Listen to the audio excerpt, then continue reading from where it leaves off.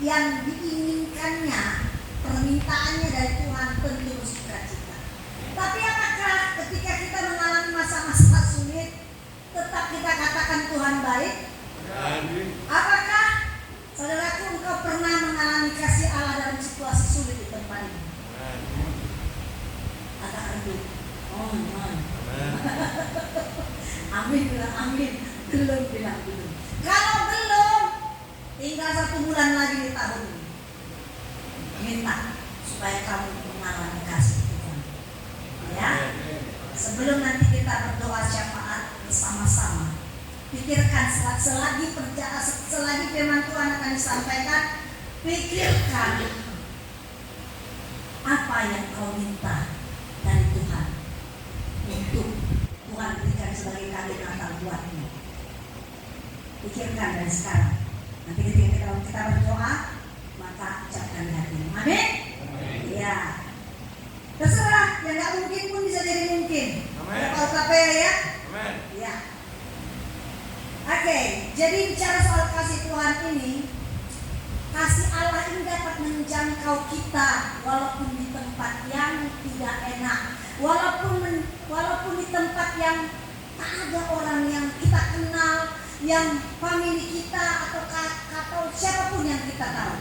Dan kasih Tuhan bisa menjangkau kita di saat tak memungkinkan untuk pakai logika kita mendapatkan kasih Tuhan. Saya mau ceritakan tentang seorang pria bernama John Newton. Dia ini orang Inggris dan dia adalah orang yang sangat kaya dan kekayaannya didapat dari perdagangan manusia. Ya, ini terjadi tahun 1745 ya. Kita pun belum lahir ya. Jadi si John ini sangat kaya. Kerjanya mintai orang untuk diambil dan dijualnya menjadi budak. Kira-kira untuk sekarang ini kalian pernah dengar nggak orang-orang yang akan dijual untuk menjadi budak? Di mana ini?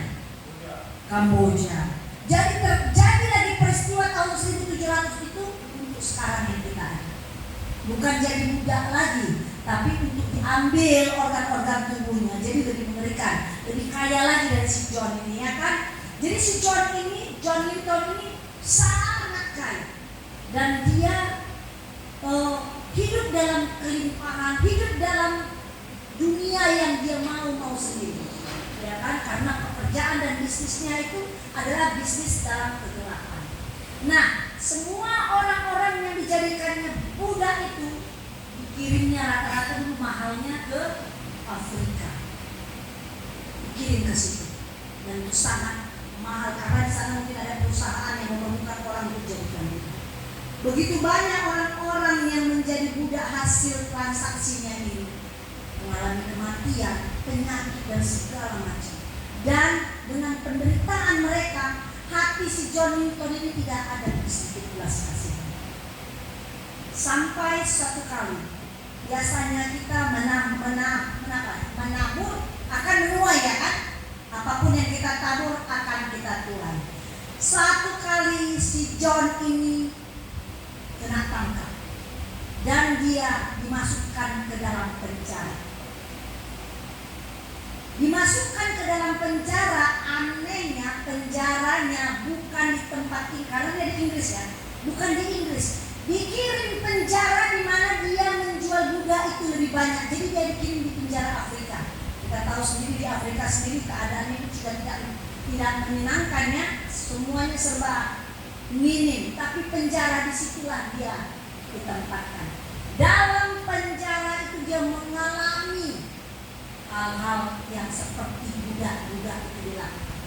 Dia juga dijadikan budak dalam penjara.